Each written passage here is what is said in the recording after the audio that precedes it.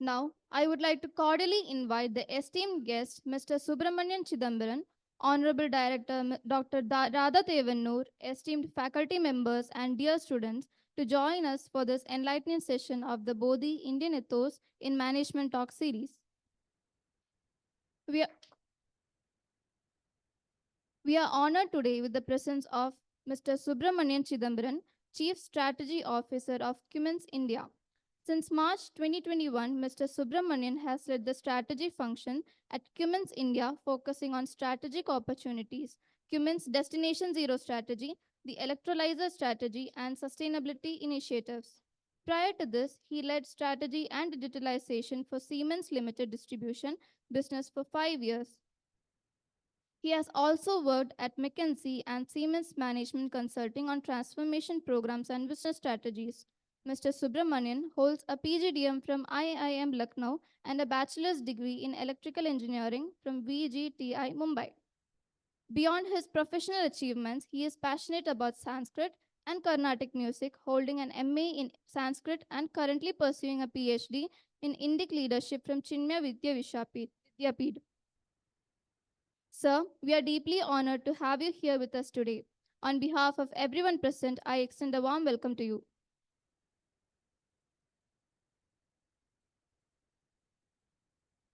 So, without further ado, may I request Mr. Subramanian Chidambaram to address the gathering on management principles in Ancient Indic Texts.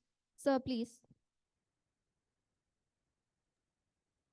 Firstly, thanks a lot for this lovely introduction and a very warm good afternoon to all of you. I know this must be a session post your lunch, and it's always difficult to keep an audience engaged, especially after lunch. And this is going to be all the more on Zoom or virtual, so it's going to be even more difficult. So it's going to be effort from both sides to keep this session interesting. I understand I have about an hour's time. What I would like to do is maybe around 30 to 40 minutes is the max that I would like to have the presentation on. What would be more interesting would be to hear questions and thoughts and reflections from all of you. And that would, I think, make this session more interesting and more useful to you. Because the presentation, what I'm going to do is what I wish to tell you or I wish to share with you. But the interactions will make me clear as to what is it that you are really looking for or what is it that you want to ask. So that will be more interesting for me to engage with. So without further delay, let me just get on to some slides. I've put together a few slides, which is on this topic of management principles in ancient Indian texts. So I do understand that you are all management students. And this is, first of all, let me congratulate the authorities for even thinking about such a concept. It's interesting, even when I was doing my MBA at IIM Lucknow, at that time, all these concepts had just begun. There were a few courses here and there where there used to be some aspects, but increasingly now, even at the IIMs, the faculties are thinking about such courses, few of which I have been part of, because this is something that is unique to our tradition and our culture. So when even before I get into the topic, let me share a perspective on why is this important or why is it important for you as future managers. Most of what we study at B schools, especially from the theory perspective, is a lot that has got developed in the Western world. Most of the theories, most of the concepts have all been developed by the academicians, mostly belonging to the Western context. Most of them are applicable to us as well because we are living in a globalized world. So we are having a lot of MNCs and global organizations today in India, and most of you would be working in many of these organizations. So there is nothing wrong in knowing. We should know those concepts and those theories because that's going to be largely applicable. But there is also another important aspect, which has also been thoroughly researched and studied, is to say that the national and cultural context are very critical in determining the management style and the leadership style for a particular region or for a particular country.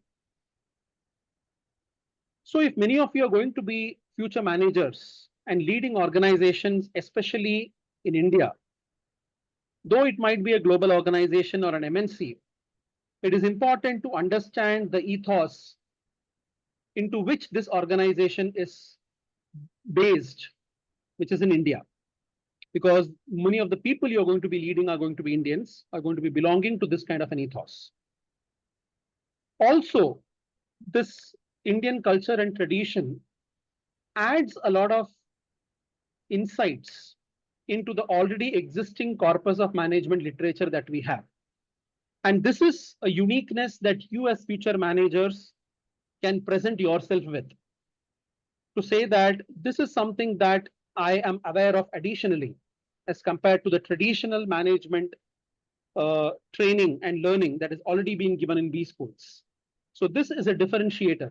So I would like all of you to view this session more like a thought starter, more like what is in it that what is in all of this that you can take away and you can differentiate yourself, or you can create a USP for yourself as you grow into future managers or future leaders. So that is the context or the background I would like to give before I get started. Now, in this time, I would like to focus on two aspects. The first is aspects of finance and economics, and second is aspects of leadership and management. I will try to focus more on the second point rather than the first. The first, I'll just skim through a few concepts and terms, and maybe I'll spend a lot of time on the second because that's also my area of focus or area of interest. Now, I'm not sure how many of you really know about this study that was done by an economist, a famous economist called as Angus Madison, who was working with the IMF, and she has published a lot of books related to global GDP, related to global economy, and how this GDP and economy has really evolved or progressed over centuries. So as a part of her different studies, one output that she came out with was about the GDP of global economies as we look at from the first, from 1 CE until the current times. So this is a study still a decade back. And what came out was a very interesting concept. And this is a contemporary study. It's a Western management contemporary study. What came out was to say that when you look at the beginning of this millennia, India was contributing approximately 50% of the global GDP. The world then was very different, right? You had more of kingdoms, you had more of kings and aristocracies and monarchies globally. But still, what was interesting to see is that even until probably the 18th century CE, you see that the share of India in the global GDP has been very significant. And then over a period of time, due to various historical reasons, which most of us know, in terms of invasions, in terms of occupancies, etc., this GDP has taken a backseat. So why is this the starting point? Is to say that the entire study or analysis into Indian texts or ancient Indian society or ancient Indian scriptures, from a management perspective, this sets the right context to say that there was a time when this society was contributing majorly to the global economy. That means there were certain success factors with this economy or with this society. And it was not just about 1, 2, or 10 or 50 years. It was about several centuries. So there must have been something that this society or this economy was doing well. There must have been certain principles, certain systems and processes that existed in that society or that kind of a background. So this entire analysis or research is about getting deeper into those analysis, getting deeper into those data, and trying to uncover what is in it that we can learn, and apply in times of today.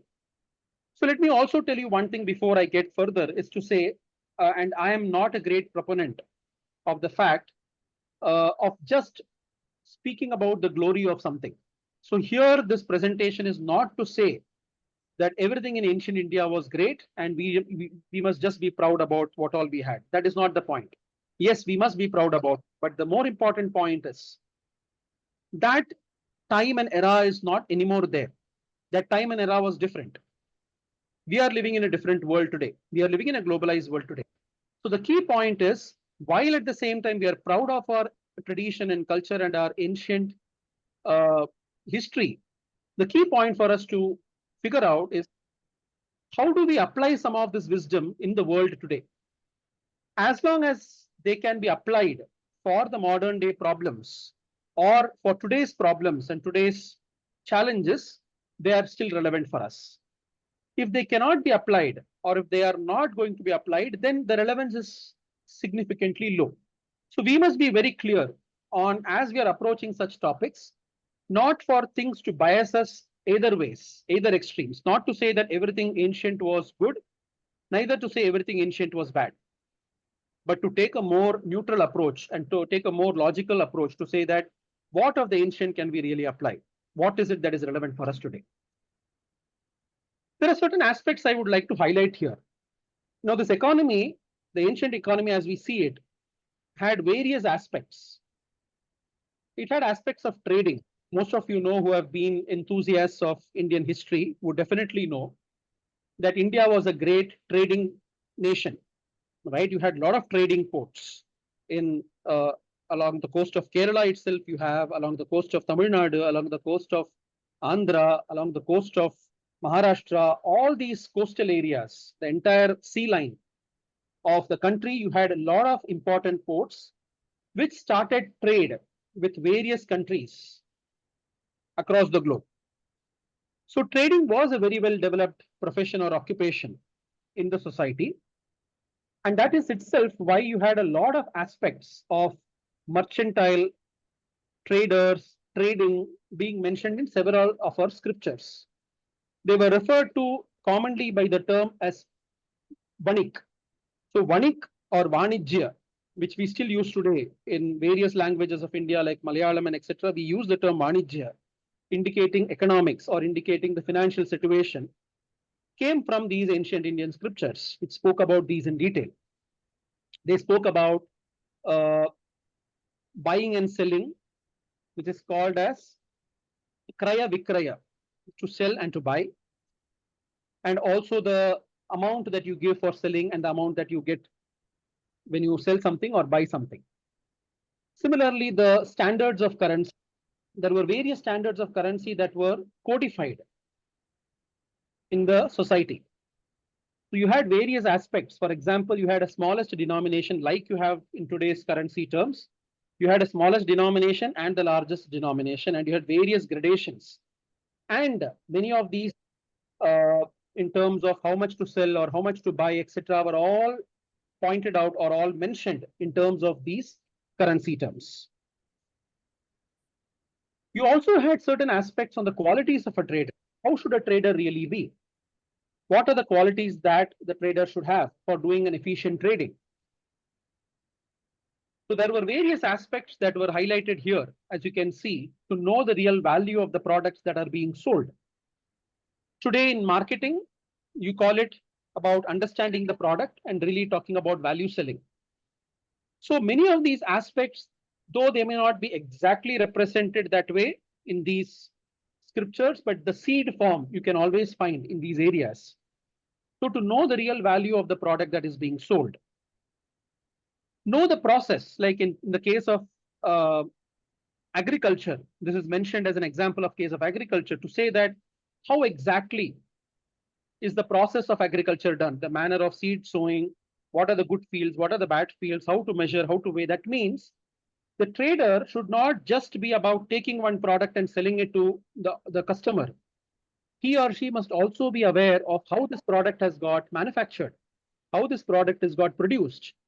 What does the real quality of a product mean? What is a good product and what is a bad product? So these were the various aspects that have been highlighted here. The third was about the excellence and defects of commodities, as I just spoke to you about. Also, as you're selling into different regions, different areas, different countries, what are the advantages and disadvantages of selling into certain countries, selling into certain regions? In today's terms, you would talk about incentives, right? You would talk about trade barriers. You would talk about trade agreements. You would talk about import duties. You would talk about customs, taxes. These are things at one level. Second level, there are various other ecosystems that differentiate your sale into one country versus another. The acceptance of the product in a particular country, the kind of distribution network that you have. So these are all aspects that we talk about today. But these were also factors that were being considered as trading or mercantile was being driven in the country even in those days. Similarly, now this is talking about external, but also internally, to say that how do you really keep up your organization or keep up your enterprise, to really know in terms of where your expenses are going, how much of the wages are being paid to various kind of laborers, workers, servants, etc. As you're selling into different lands, knowing the language of the land, knowing the culture of the land, knowing the basically, this is talking about knowing your customer, knowing the culture of the customer. So if you're selling a product into Japan today, you would really need to know what the Japanese culture means, because if you're going to meet some of the key leaders in Japan in a particular organization, you definitely need to be prepped to know what is the national context, what is the cultural context of being in Japan. Sorry, does somebody have a question? Sir, not a I see the hand question. raised. Few participants are just waiting if you could admit them because you're the host, sir. Okay. Our sister concerns are like. I think I have admitted. Yes, thank you so much, sir. Thank you. So also about record keeping, right? Bookkeeping, to say that how do you maintain records of the sales, of the purchases, of your expenses, of your incomes, etc. So these were all aspects related with trading. And today, a lot of the organizations in the modern context do trading, right? Trading is a key part of many of the organizations. So these are some essential aspects that you find in the scriptures then. Next is about the public finances. So you had the ancient societies were about kingdoms and kings. So you did have a lot of aspects of state income. So it did have a classification of state income coming from taxation and those which are from duties.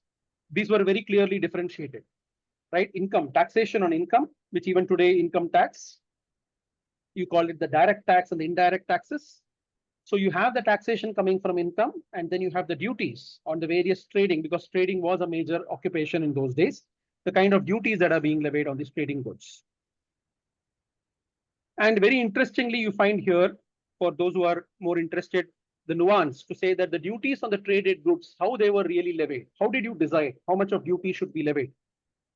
It was after considering, of course, the sale price, considering the distance that these goods have to travel from the point of sale till the customer point, the expenses that have to be met on the way in terms of trading, as well as cost of securing. So in today's terms, literally, you can say that the duties are dependent on your cost of production, your cost of goods sold, your sales and administrative costs, the profit and margins that you make, and then the final sales price that really comes on the good. It also speaks about various other kinds of income. It speaks about income from inheritance, donations, speaks about purchases, speaks about conquest. Those days we had that. Maybe it is not applicable today in today's context. Lending. Lending was a huge thing, which we will see in the next slide.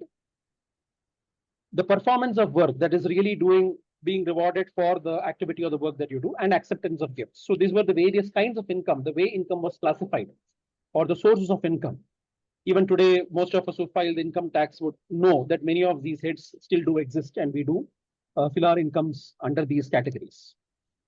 The lending system, which was, I would say, a precursor to the modern banking system that we have today. So a lending system was existing in those days, though it was not institutional like the way banks are today. But you did have those local systems of lending, but these were governed centrally. So you had, like you have a SEBI or an RBI today as a regulatory authority, you did have those regulations through which these lending systems have to uh, work. Like, for example, the kind of minimum interest that could be charged. There was a minimum base. Then there was a cap up to how much it can be charged.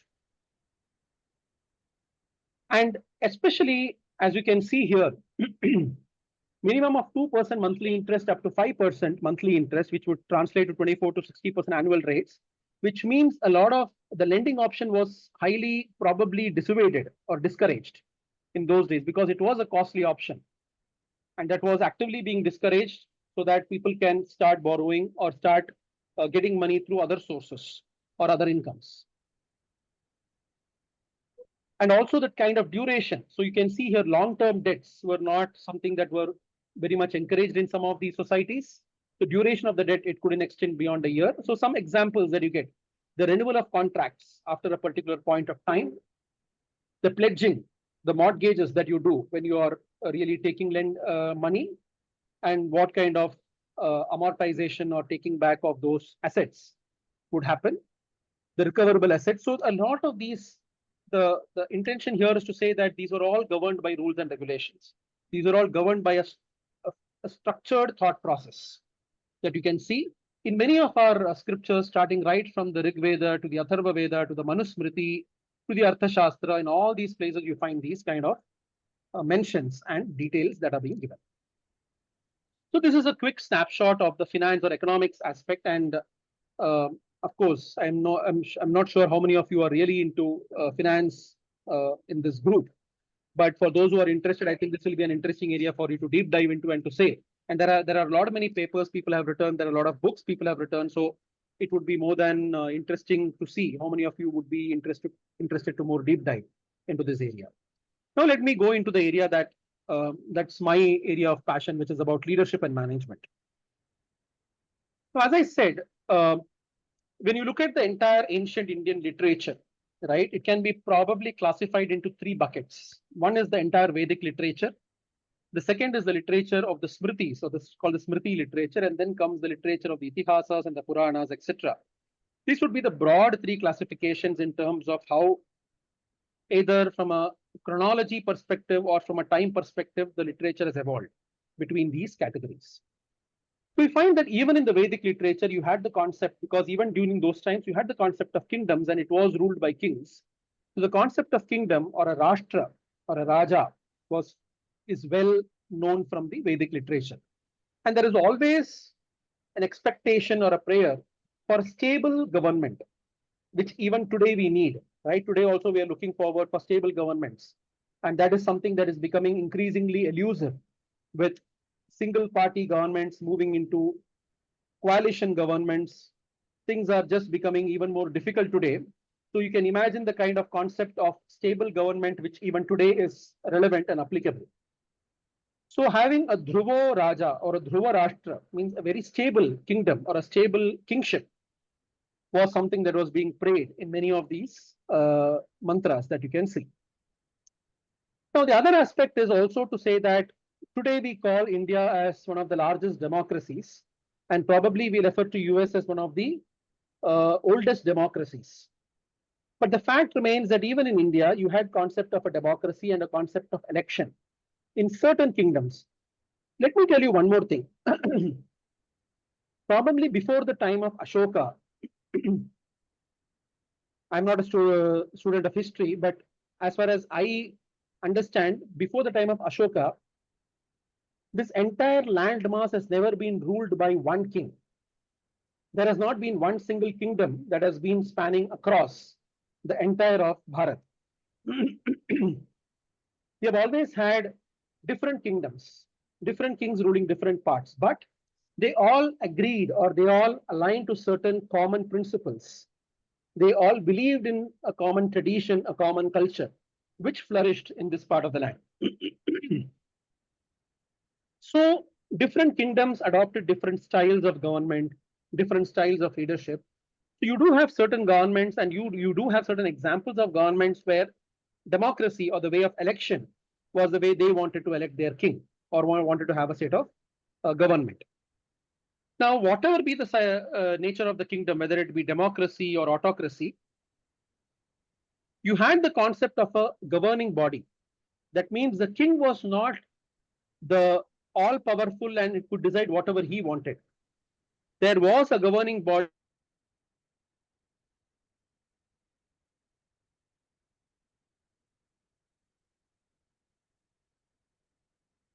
going out of control, then the Samiti. So this body was called as the Samiti. This used to come into force and it had certain key people representing different parts of the society into this congregation. So you do have this concept of a Samiti that you find in the Vedic literature. Now coming to the Smritis and the Shastras, which is one of the key texts that we find here is the Arthashastra, which is completely a text or a literature on polity itself and public administration and a very useful text on leadership. It speaks about a beautiful concept. It says that the king by himself cannot do anything. If the king has to rule a kingdom, the king by himself will not work. Without help, without support, the king can never succeed. Just like with just one wheel, you cannot drive the vehicle or the chariot. Cannot be driven just with one wheel. You need two wheels or you need multiple support systems.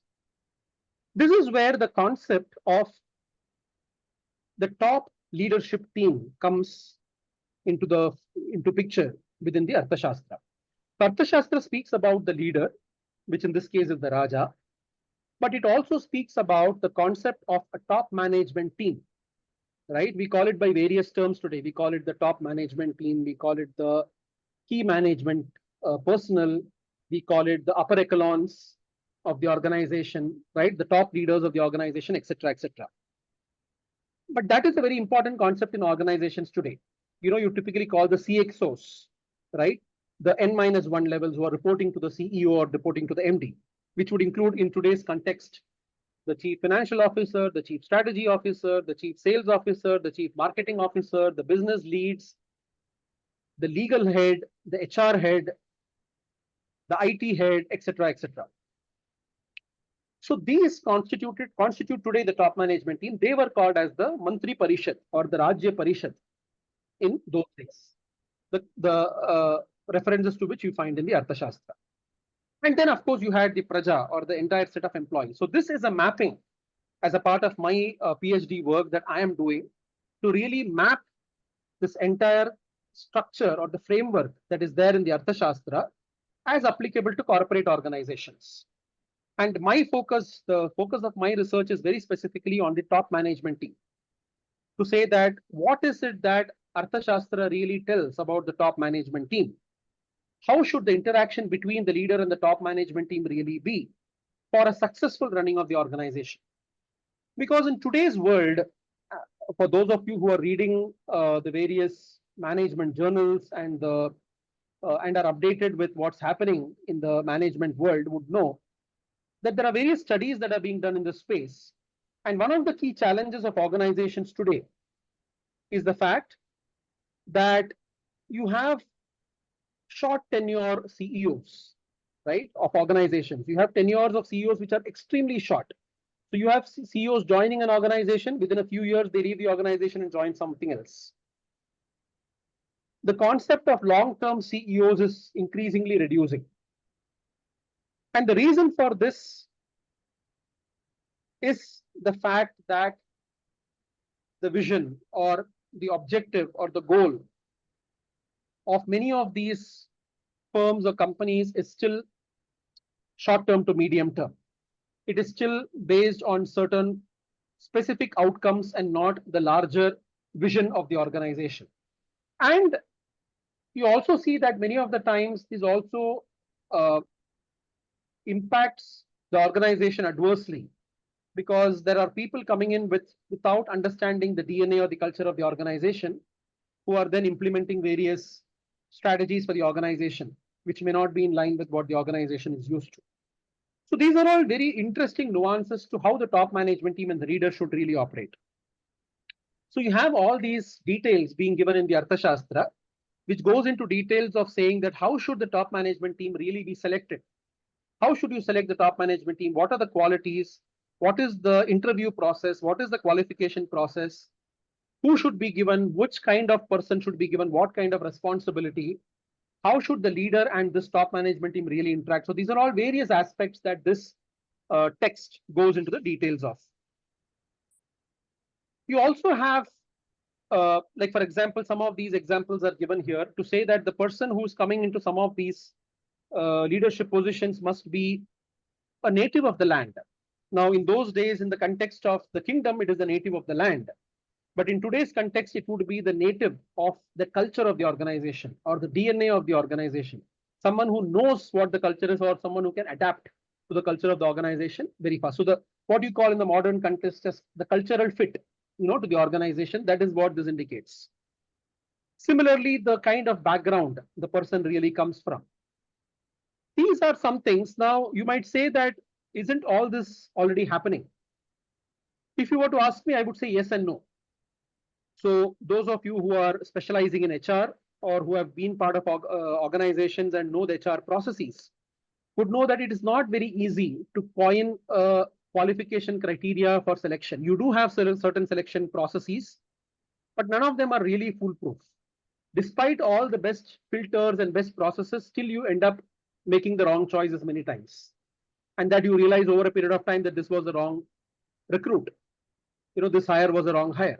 Doesn't fit into the culture of the organization or doesn't fit us, or maybe that kind of person or leadership style doesn't work for the organization, etc., etc. So a lot still needs to be done in the field of recruitment, hiring, especially executive hiring, executive recruitments. How can this be more sharpened, more fine-tuned, and better fit be got from selection of leaders? So these are all aspects that you can drive or derive from this. Then when we come to the Itihasas like the Ramayana, even the Ramayana, through the dialogues of various characters, it speaks about these qualities. Like in some cases, you might have Rama telling Bharata about some of these qualities. In some cases, you might have Dasharatha speaking about some of these qualities. But all these qualities are there. And as a strategist or as a chief strategic officer, as a person who has been in strategy for long, these texts are extremely interesting to me because a lot of them also speak about definitions of strategy, definitions of what, in fact, it would be interesting to know that strategy by itself, the term that you refer to in ancient texts is by the term mantra. Mantra, and generally you would associate by saying these are mystical, chantings. But that is just one, that is one meaning of the term.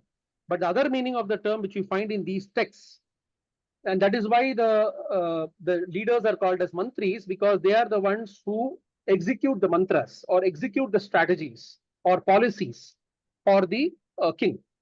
So the mantra and how these mantras are designed, how these mantras are executed are all parts of these texts. So it's basically about strategy formulation and strategy execution that you find as some useful nuances or useful nuggets from these scriptures. And you, of course, you have, for example, in the Ramayana, you have the leader who is Dasharatha. You have a Rajaguru or a Purohita. In modern context, could be that of a mentor, could be that of a guide. You could even replace the Rajaguru or Purohita or correlate the Rajaguru or Purohita with that of a board of directors for today, because the objective of the Rajaguru or Purohita is to guide the king or guide the leader, which is what many of the boards today are expected to do. The board of directors are expected to guide the CEO or the MD.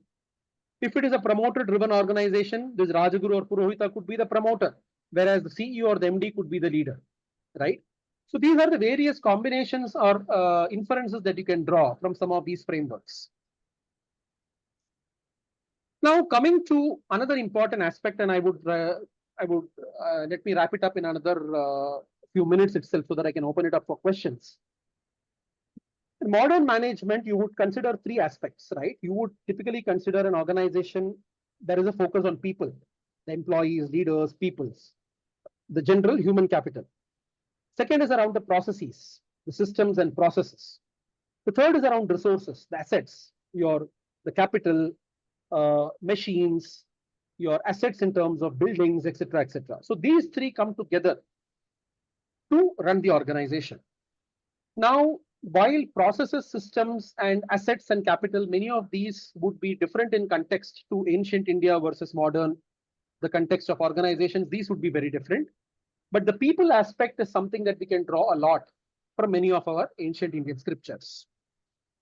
One such is the Bhagavad Gita, and you would have heard a lot about the concept of Bhagavad Gita and how to draw, but let me touch on a few pointers that you can draw from the Bhagavad Gita. Now, what essentially is the Bhagavad Gita?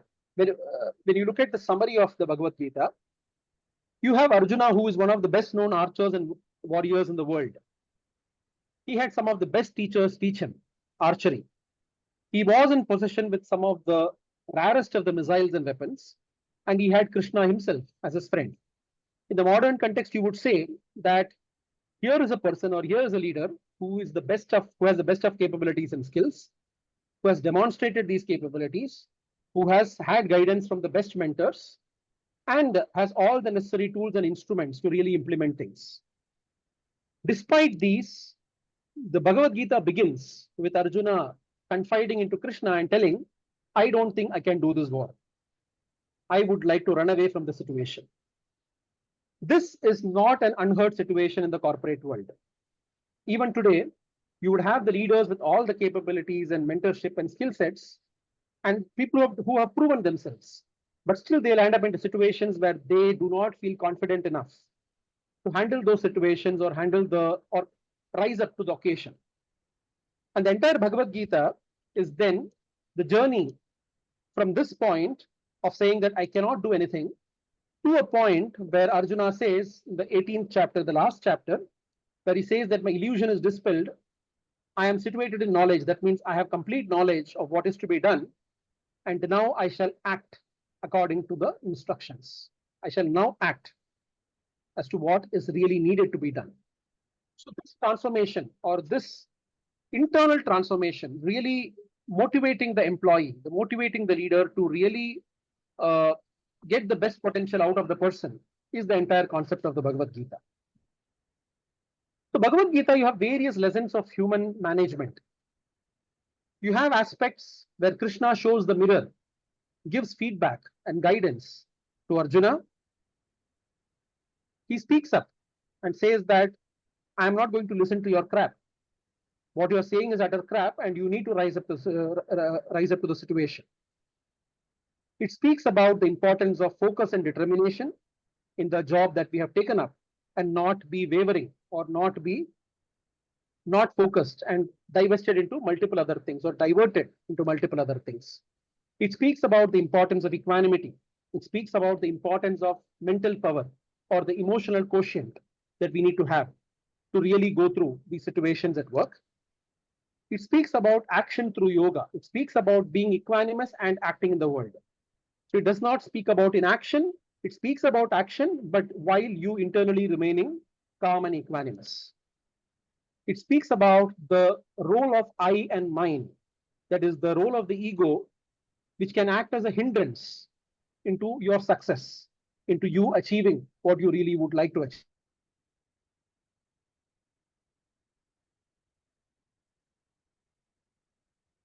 Really cause mental blockage. It starts with your diversion into unnecessary things, those diversions leading to attachment, those attachments leading to anger, and that anger really translating into something that makes you lose clarity, focus, and you getting disillusioned. It speaks about the importance of guidance, leadership, and mentorship.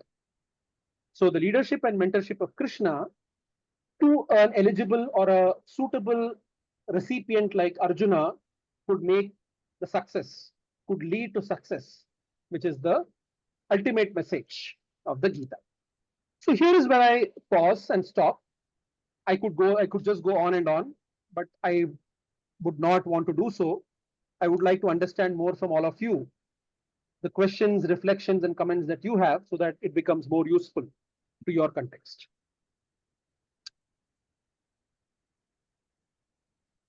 So open to the floor.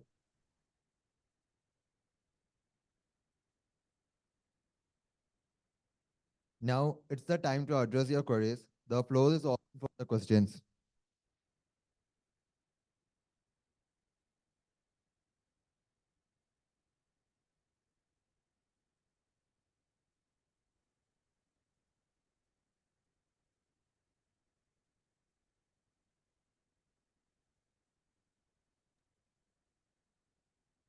This is always an issue of inertia, right? You have to get started. Someone has to get started first. It's always the problem of the first questioner. Feel free to just pop up any question.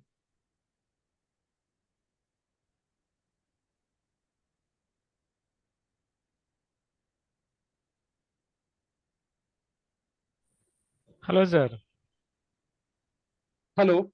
Hello, sir. I am Jaydevan from SSCD, SAM School of Engineering and Technology. Yes. So my Yes, question Jaydevan. is, no, it's typically, I know it's very difficult to answer. Why we are totally ignored in our syllabus, the ancient wisdom. And now That, we are, in fact, crying behind it. We have that thing, we have this thing. Now we are running behind that. So we totally, ignored this, and now if you want to revive this thing, it become an inertia, right? So everyone rejecting this and seeing this as an alien thing. So why it happened even after our independence? So we have so much of educationalists, so much of scholars, but we totally ignored this aspect. yeah, I think this is a very important question, Jaydevan, but I'll be able to provide some context only to ensure that I'm addressing a larger crowd in the right way and not speaking something out of context. You're right. We did ignore it for a very, very long period of time, right? It has been ignored. It has been misunderstood. It has been wrongly understood. It has been misquoted. There have been so many things that have happened to this. Why? I think a lot happened during the several years of foreign occupation, right? During that time, many things happened, especially then with the coming of the independence. I think things became a bit more ambiguous after the independence, after the time of independence, and that's where you would see not just in this matter, right? In generally, if you see in various aspects as a country, you could ask the question that it's been more than 75 years we have been independent. Why has it taken so long for us to even grow economically or have this kind of a growth and development? Whereas if you compare us with countries like China, where the growth has been much faster, why did we take so long to grow? So definitely it will have to be attributed to certain decisions that were made in the beginning years of independence, which did not go the right way or which were not uh, probably the right decisions to be taken. So there could be a lot of analysis on the history part of it. Now let me come back to, given the situation where we are, what should we do about it? So yes, so as I said earlier, the first point is to have an open mind. When I say open mind, be open to the fact that there could be potential wisdom in what we are trying to research or what we are trying to analyze in this ancient literature or ancient culture. So the starting hypothesis needs to be to say that there could be potential wisdom here, which could be useful for us. The second step is to really analyze into this with an open mind, with a neutral stand, with an unbiased view. And a very important aspect is to contextualize things. That is the most important aspect, because most of the narrative today, now today as I see, you only have two extremes, right? One set of people who say that our ancient culture is the best, it has got everything. So if there is an aeroplane today, we did it thousands of years ago. If there is XYZ today, we did it thousands of years ago. This is one set of people. The other set of people are like, all this is ancient, completely irrelevant to the society we are living in today, hence it's got no relevance, there is no need to study. My point is that both these viewpoints are wrong. You can neither claim that whatever you have in the modern world you had in the ancient world, you cannot claim that. Neither can you claim that the ancient did not have anything. So the right approach and that's why I would request each one of you, the request is to look at this with a completely open, bias-free mind to say that what is in it for me? Look at it from that perspective. See what relevance does it bring for you, for your organization, for your function, for you as an individual. Experiment it. Don't go by what is said. What is said there, try it out with the right contextualizations. So the earlier, as I said, many of the leadership might be applicable in the context of kings. Now you cannot dismiss it of saying that it was in the time of kings and today we don't have a kingdom, so it is not applicable. No, the principles might still be applicable. The processes, the thought process might still be applicable. So we need to do the job of contextualizing, and that is where we need more people. We need more people from the contemporary system. We need more people from the traditional system to come together, sit across the table and talk with an open mind to say that this is what the text says. Is it applicable to your field or not? The person could say, yes, it is applicable, but with these modifications. That's where you come to a common ground and say that this chapter of Arthashastra is applicable to economics, provided these are the contours. So I think that is the place where we need to come to today or future looking. That's where we need to get to, is my view. I hope that answers some of the question that you asked, Jayadevan. Yes, sir. That's a fine thing. Good afternoon, sir. Good afternoon. Am I audible? Yes. Sir, my question is a little digressing, but I would like to know, with your profound wisdom of Mahabharata and, Bhagavad Gita, how is it that a brilliant student like Eklavya was not allowed to progress further? Don't you look at it as an Indian system of discrimination and casteism in a way? If you could answer that, sir. Sure. Now, so first let me give a background to say that Eklavya is just one example, right? There are so many examples that we find. It could be the Ramayana, Mahabharata, or so many Puranas, where you would find, if you look at it from a modern perspective, if you look at it from the society we are living today, you would definitely find certain things that are not acceptable for the context that we are in today. Now, let me take an example of this thing of Ekalavya. Okay.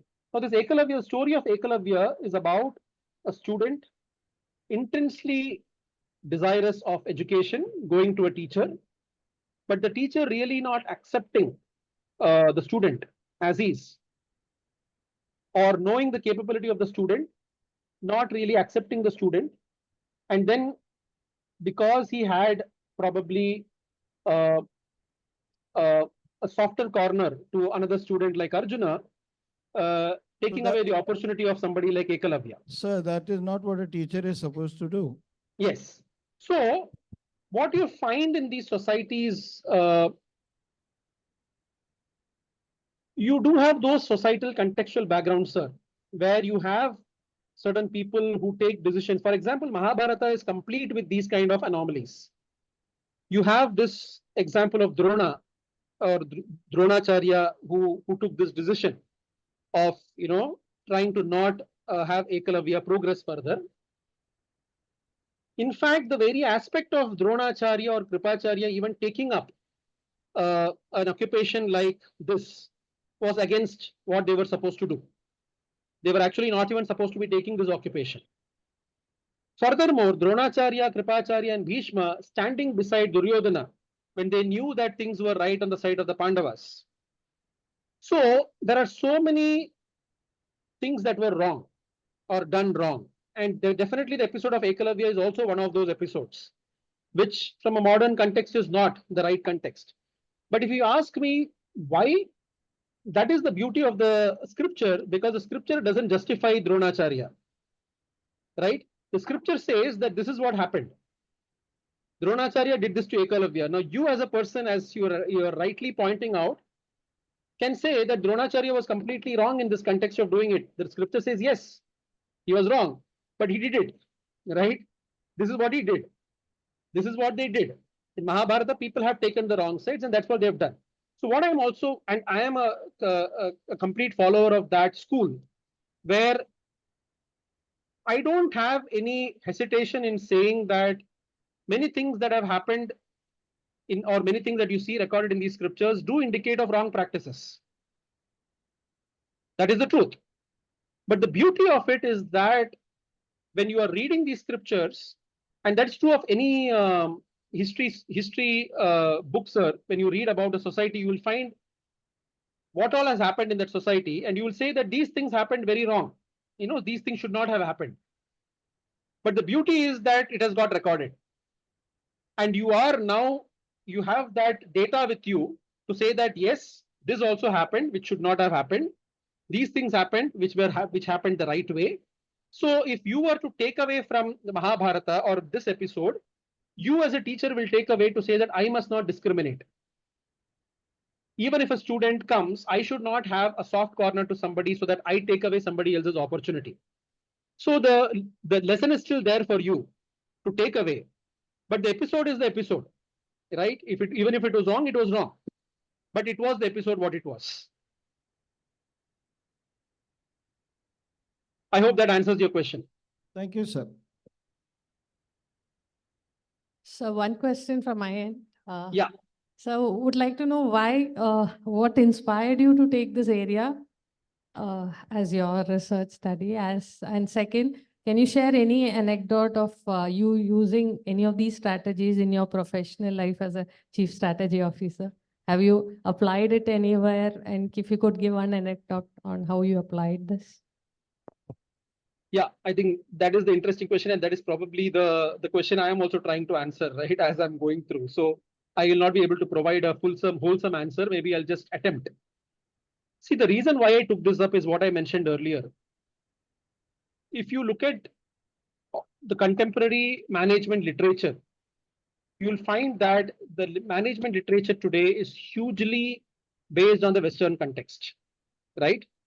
As I said, it is nothing wrong because most of our companies are Western companies. We do work for many of these, but we also have a lot of Indian companies which are rooted in the Indian region or the Indian context, cultural context.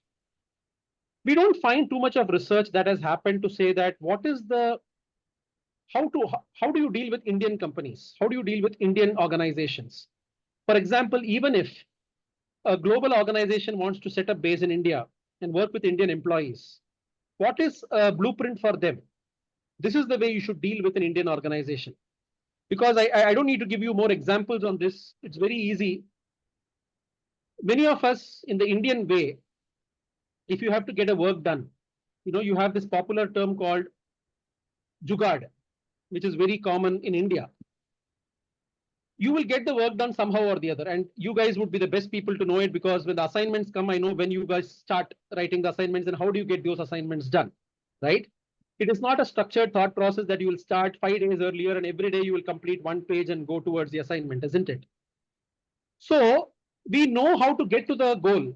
By hook or crook, we will get it through, right?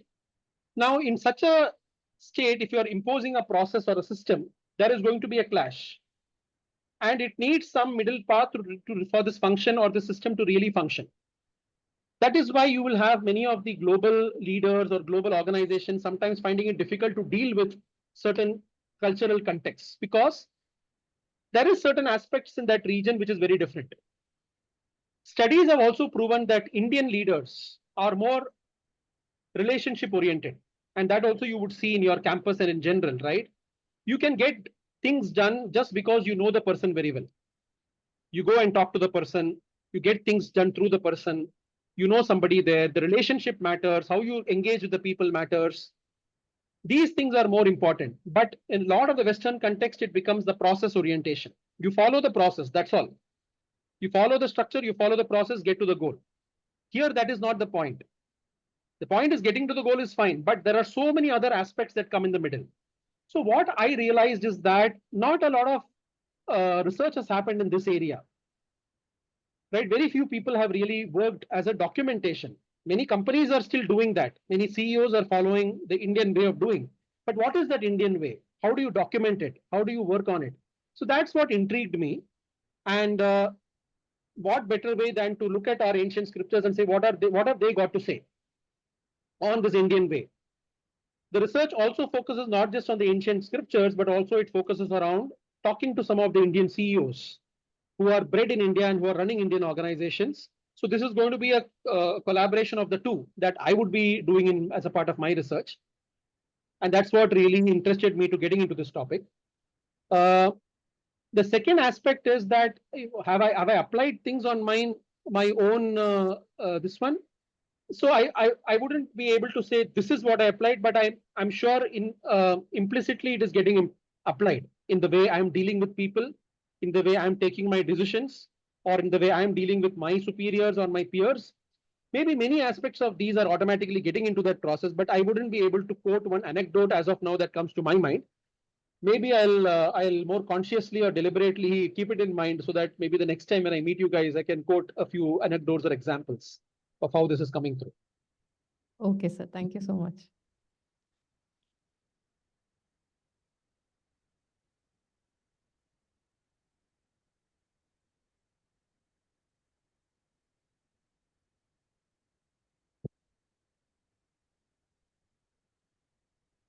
Honorable guests, respected director, faculty members, and my dear friends.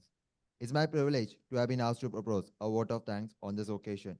On behalf of SCMS, I extend a very hearty thank you to Mr. Subramanian Chidambaram for enlightening address on management principles in Ancient Indic Texts.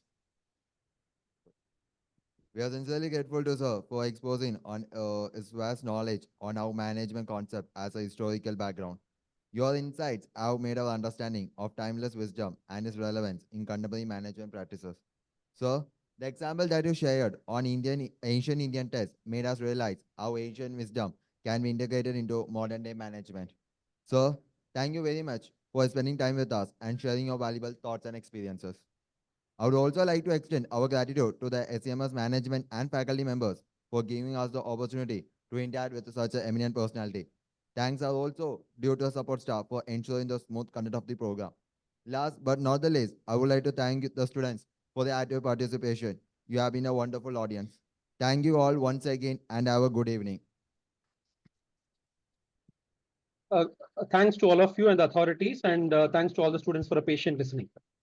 Hope to see you all soon in person. Thank you. Thank you so much, sir. Thank you.